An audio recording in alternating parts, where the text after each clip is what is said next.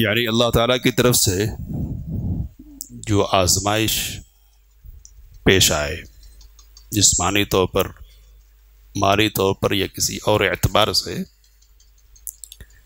اس پر آدمی صبر کرے، اور اللہ تعالیٰ کی طرف سے آزمائش ہونے کی بنیاد پر یہ امید رکھے کہ اللہ تعالیٰ اس کو اس کا بدلہ دے گا، جزا فضا نہ کرے، شکوہ اور شکایت کی زبان استعمال نہ کرے۔ نبی اکرم صلی اللہ علیہ وسلم نے صحابیہ سے فرمایا کہ اگر تمہاری طرف سے تمہاری بیماری پر صبر کا ایسا مظاہرہ ہوتا ہے تو تمہارے لیے جنت کی خوشخبری ہے۔ بعض علماء نے لکھا ہے کہ جب ایک خاص قسم کی بیماری پر صبر کرنے پر نبی اکرم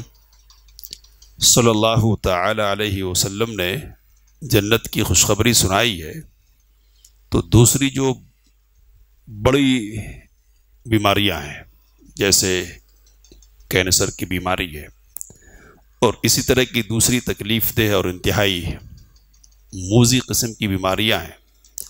اگر وہ کسی کو لاحق ہوتی ہیں اور آدمی صبر کرتا ہے تو صبر کرنے کی وجہ سے عین ممکن ہے کہ بدرجہ اولا اس کو جنت ملے، لیکن صبر بہرحال شرط ہے۔ تو یہ تو بنیادی مسئلہ ہو گیا اس روایت کو یہاں نقل کرنے سے متعلق۔ اب اس روایت کی بنیاد پر ایک بات ہمارے سامنے یہ ہے کہ یہ صحابیہ نبی اکرم صلی اللہ علیہ وسلم کی خدمت میں حاضر ہوئی ہے اس درخواست کے ساتھ کہ آپ صلی اللہ علیہ وسلم اس کے لیے دعا فرمائے۔ سوال یہ ہے کہ دعا کی درخواست کی جا سکتی ہے نہیں دوسرے کو، تو یہ بات تو نص سے ثابت ہے کہ نبی اکرم صلی اللہ علیہ وسلم سے درخواستیں کی گئی ہیں اور آپ صلی اللہ علیہ وسلم نے دعا کی ہے، تو نبی اکرم صلی اللہ علیہ وسلم سے دعا کروانے کے سلسلے میں تو کوئی مسئلہ ہے ہی نہیں، لیکن آپ صلی اللہ علیہ وسلم سے ہٹ کر دوسروں سے دعا کروا سکتے ہیں یا نہیں کروا سکتے؟ تو بعض علماء نے یہ کہا کہ جائز تو ہے لیکن بہتر نہیں ہے، خلاف اولا ہے۔ خلاف اولا کیوں ہے؟ تو کہا کہ اس لیے کہ جس سے ہم دعا کی درخواست کرتے ہیں نا، تو ایک طرح سے ہم اس کا تزکیہ کرتے ہیں۔ تزکیہ کا مطلب یعنی اس کی پاکیزگی اور اس کی اچھائی گویا کہ تسلیم کرتے اور یہ کہنے کی کوشش کرتے کہ آپ پہنچے ہوئے ہیں اور آپ کا مقام ہے اللہ تعالیٰ کے یہاں، اور اپنے اس مقام کی بنیاد پر آپ اس لائق ہیں کہ آپ کی دعا اللہ تعالیٰ کے یہاں قبول کی جائے۔ تو یہ جو تزکیہ کی بات ہے نا، یہ ذرا مشکل بات ہے، ہم کسی کا تزکیہ نہیں کر سکتے اور اللہ ہی کو معلوم ہے کہ کون کیسا ہے۔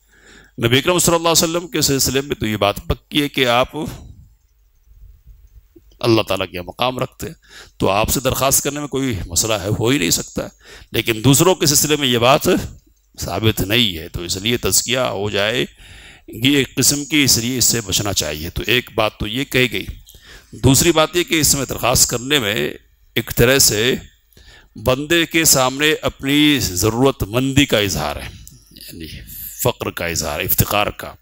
جبکہ نبی کریم صلی اللہ علیہ وسلم نے تعلیم ہم کو اس بات کی دی ہے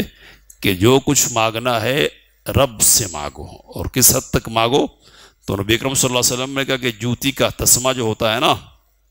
وہ بھی کس سے مانگنا چاہیے؟ اللہ تعالیٰ سے مانگنا چاہیے۔ اور تیسری بات اس سلسلے میں یہ ہے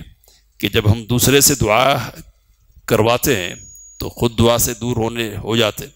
تو ایک بڑی جو عبادت ہے اللہ تعالیٰ کی، اس سے گویا کہ ہم کسی طور پر محروم ہو جاتے ہیں۔ تو اس لیے بہتر کیا ہے کہ آدمی یا تو صبر کرے یا پھر دعا کرنی ہے تو خود اللہ سے دعا کرے، گڑ گڑائے اور اپنی ضرورت اللہ تعالیٰ کے سامنے رکھے، لیکن جائز ہے یہ۔ اب جائز کی صورت میں بہتر شکل کیا ہے؟ تو بہتر شکل یہ ہے کہ جب ہم کسی سے دعا کی درخواست کریں تو یہ ذہن میں رکھے کہ ہم جس سے دعا کی درخواست کر رہے ہیں اس کی بھلائی ہمارے سامنے ہو، کیا بات ہے؟ تو بات کہہ کے بات ختم کر رہا ہوں کہ نبی اکرم صلی اللہ علیہ وسلم نے یہ ارشاد فرمایا کہ جب کوئی مسلمان اپنے کسی مسلمان بھائی کے لیے دعا کرتا ہے اس کی پیٹھ کے پیچھے، تو یہ دعا بہت جلد قبول ہوتی ہے، اور دعا کرنے والے کے پاس ایک فرشتہ ہوتا ہے جو اس کی دعا پر آمین کہتا ہے، اور یہ بھی کہتا ہے کہ تیرے لیے بھی وہی چیز ہو، اسی طرح کی چیز ہو، تو تیرے لیے بھی اسی طرح کی چیز ہو، ملے حاصل ہو تجھے بھی، یہ کیا ہے؟ یہ سامنے والے کی بھلائی ہے۔ تو ہم اس نیت سے کسی سے دعا کی درخواست کریں کہ یہ دعا کرے گا میرے لیے تو خود اس کو بھلائی حاصل